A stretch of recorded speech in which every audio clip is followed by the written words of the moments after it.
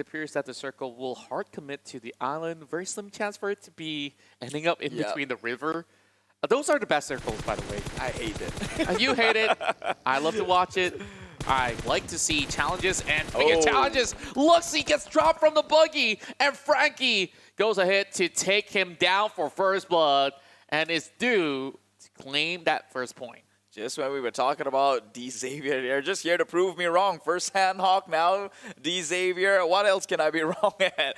Hoping to find out here. So everything's going in reverse, my friend. Yep, VPE, Ravenclaw has got themselves close towards the bridge entrance here, but APG occupying the gas station. Do they look to cross? Surely they have to. Meanwhile, GodTunny has been sniping down the likes of BTR. They tagged him a little bit, did a little bit of damage, a lot actually, onto Zuxi, but not finished the job just yet, so it still will be fine on the side of Bigatron. They can heal themselves just fine. And GodTunny still opening up suppressive shots on towards Zuxi. And it's kind of sad to see that Luxy just basically got dropped out from the vehicle just like that kid, though. Dropped out in a very different way. Nobody seemed to take him out but himself. GodTunny brings out the M4, and yeah, little accidents definitely require some assistance, and you gotta have somebody to jumpstart those vehicles.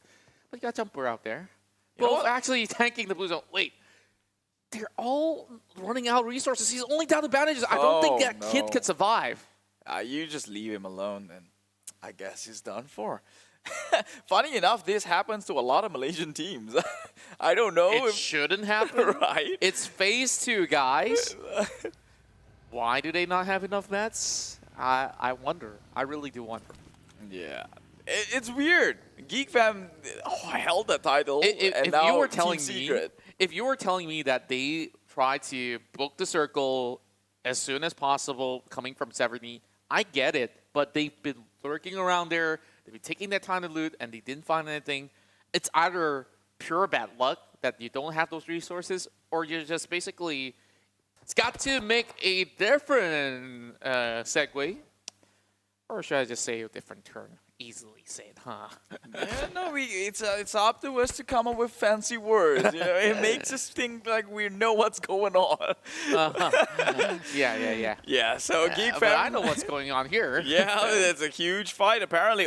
Gets tagged down. APG coming from somewhere, not being showed in the match here. But he takes down one member of Geek Fam, and now Jumper, as he has got a rough start. Losing Kid so soon, but Kid... He takes down the kill onto MSC, actually turns this one around. We thought they were dead for sure. Well, speaking of which, I think you kind of jinxed it there. Jumper still hanging on, though. He's on his knees as Pop did pop a grenade, and this is where they will fly by the corner of the broken walls. Pop tries to actually snap it back at the side of Kid, but Jumper is still lying in the way. They cannot take way too long. Pons now getting tapped by Matoy from long range. Bring out that Mini 14, and he finds a little bit of a glimpse over on the Pop. He gets one bullet down, second one to follow, and he needs another one to take Pop off his feet. He gets a little bit more of that cover, but Matoy can afford to reposition. There is more shots flying in the wing, and it's Ponsai that trades right back. Matoy, outside of the blue zone here, has to move forward, and he has to heal up. He cannot afford to waste any more time on the outskirts, and Ponsai, he has to plan ahead, because this is going to shrink deeper and deeper into the island, and Team Secret will have to just basically run for the hills. Oh no. It looks like they're dead. They're getting pinned down by Yangon Galacticos, who has occupied this high ground far earlier than anyone have. The nade's been tossed in, does not connect. They'll be hidden behind opaque objects right now, obstacles and, well, barricades, but they are on their knees, so they're just as good as dead at this point. Only ticking down to the blue zone, but man, this is only the first part of the problem. The circle is closing in, and they still have yet to cross the bridge.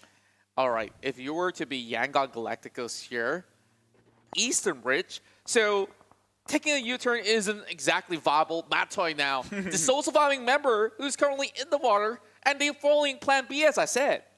Well, I guess he has to. He's the single member left alive. His Team Secret's hopes and dreams carrying around his back. Hopefully it's not too heavy that he sinks here on his way onto the next island. But hey, I'm curious to see what the other teams would take, because as we saw, even Geek Fam hasn't crossed the bridge just yet. APG and Yangon Galacticos too. Now MSC Chonburi will have to make the swim, but 4 rivals. April, surely he sees the car. He knows that people will make that attempt.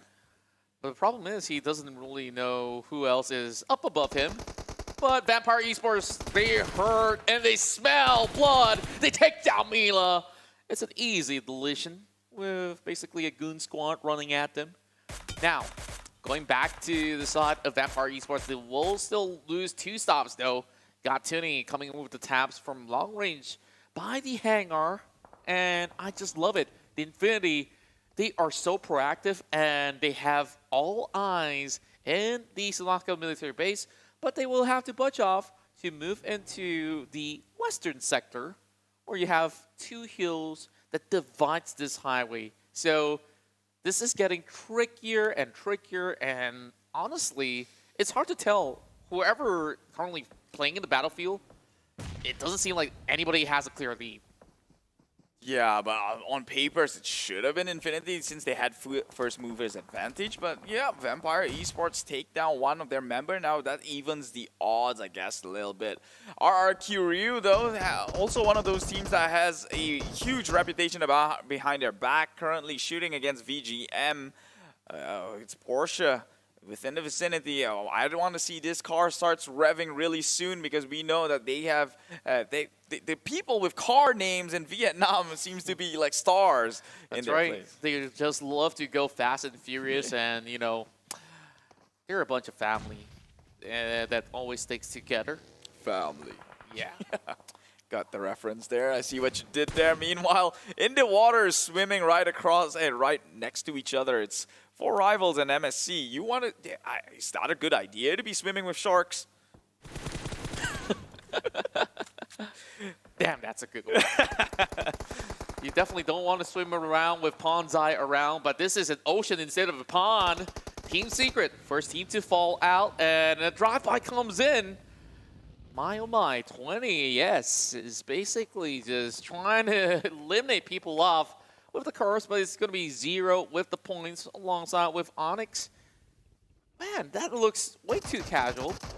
So I guess more Fast and Furious references are on the way, but I'll keep it as that.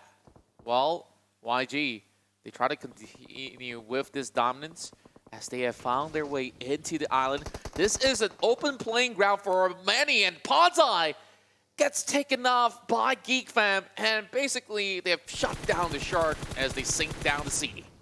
Yeah, now Yangon Galacticos to join with Death of a Planet. It causes a black hole, they say, and FaZe. Corby just browsing across the entire field here. Surely he saw that. I think he's looking for more. He's getting covered, though, but he's fighting off against the rest of Yangon Galacticos. Now he's looking for AK as well. Sharpshooting. Corby will secure kills and take out the entirety of Yangon Galacticos. And furthermore, just look at him go, saving the day as Corby will just go into rescue Ventures. It is so good for FaZe Clan. They went up against the entire squad of Yangon Galacticos and not even lose a member. They couldn't even secure. Yeah, they couldn't. No, they couldn't even secure the kill onto FaZe. So Yangon Galacticos again gets pushed down to the bottom. Yeah, and you just look at Corby Swift as the coursing reaver. Now, I know. Is that a Mulan reference? Well, since you asked, yes it is. Circle going directly into the junction. Now, I'm surprised none of the teams are within some of these sectors here. I expected many of them to be taking the compound. There's only one of the teams that's doing so over on the southern end. While ONix basically got some good coverage going on. Anchor PUBG, though, is hiding by the corners of the hill, now trying to take on the rest of 4 rivals, who's basically got 2 options here. Either you fight FaZe Clan or you fight Anchor PUBG. I think they just want to march up ahead against Anchor PUBG if given an option. Yeah, I mean, that seems like a no-doubt decision, but also Anchor PUBG just took out Bigatron earlier on. Right. So I don't think it's going to be as simple as we thought it would have. Definitely not. And you see, back in the early days of PUBG Mobile, everyone kind of underestimated the power of wildcard teams, and just look, every season they come back stronger than ever. And Anchor PUBG currently holding the vantage point right above the hill, and it's going to be 4 rivals here that's going to be coming in, charging forward, and they don't really have vehicles to book out of that as compared to Anchor PUBG. Yeah, the closer you get to us, yeah, we're just going to slowly edge you out and get this gatekeeping going on. So for rivals, just have to just play it extremely slowly or try to gate crash it. Yeah, so there are a lot of saying that goes around. Like, I think some pro players, even in the scene of wildcard, they said that Anchor PUBG, if they are given the circle, they can really play it. And right now, they're having the circle instead of trying to push in. So if any game that they're supposed to pop off, this should be it. Already currently 4 kills in their name, matching the likes of FaZe. If any game is going to be their game, this should be it. Yeah, and of course, we got a lot of interviews with Anchor PUBG as of late. And they've been telling us a lot of all these great stories out there. This is going to be DayboT there, going in with those exchanges with Logan, taking down that member right across, just as Dogma basically will just be happily taking that exchange. Well, they can still save their brethren right across. Another team will falter as it makes it to the top 9 here. FaZe Clan now charging up the grenade, taking on RRQ. That's going to be just across the hills, and that's going to chip a little bit of health coming in from inside of Morn. Yeah, a lot of fights that's happening here as the circle closes in level 5 circle here. APG gets shot down. Tony K again aiming sights onto RRQ, who's down on the low ground, but APG will be here to third party those kills, though. They have to be secured. Otherwise, it's just a wave. Now, RRQ will be able to probably get the res on Mort. Meanwhile, FaZe behind the tree line doesn't seem too hot for himself. Only 1 member left for FaZe. VGM tries to play the rocks here, tries to outplay RRQ and get the fire on through, but it doesn't seem like he's coming out on top. No, RRQ, this man is 1v3 the entire VGM. They crumble with the support coming out from RRQ in the back end. Asa, though, he casually just heals up. He knows that these guys are basically toast. VGM members basically crawling right by, but they still have a NEaR player that's going to be surviving, and this is where they start to clean up house. 5 frags, looking for 6, and there you have it. They managed to get one, but the frags coming out of nowhere will take them down on the ground, and thank goodness for Nepical, they will still be around. V-Gaming, a top 8 finish. They are definitely climbing up the ladder, but they definitely need a little bit more kills than that. As we proceed here, RRQ currently achieving that 7 points to match up against FaZe Clan. But look at Anchor PUBG. We mentioned it. If they have circle, they can play their way in. Currently still 4 members standing. They push us into the compound here. Anchor PUBG wants to take out NFT. They take 1 member down on his knees, but can they get more here? Drawn, just waiting down, hiding behind the wall, the brick wall here. Can they make something happen? Flippy tosses a nade into the window, does clip onto Shroud, and that would reveal his location. Does not get the kill just yet. Flippy finally shows himself. He's got to be careful on the top end. He does have support coming in, but they do not see him. He gets tagged a little bit, clipped by the water tank, and that will be a dire mistake here. But in the back end, it seems like they're retaliating against APG now, down with 2 members on their knees, trying to go for the res. TwenTY definitely have clutched some of all these situations. Now it's up to Drone here. They need to actually find a little bit of opening. He tries to cook up a nade, and every member of Anchor PUBG is right down below. He finds the angle, he chips out the health, but not enough to basically burn them off this one. Oh, he hopped down, he finds TwenTY, now he's gonna clutch it up. Oh my word, he clears up Anchor PUBG. Now it's down to the top 4, and FT makes it through the cut.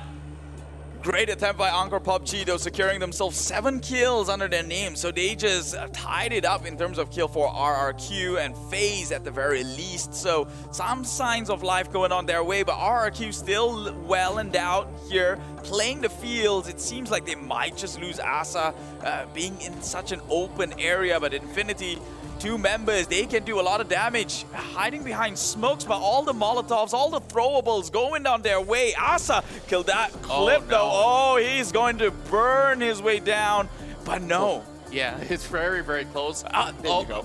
Eventually, that one bullet did clip on from GodTunny.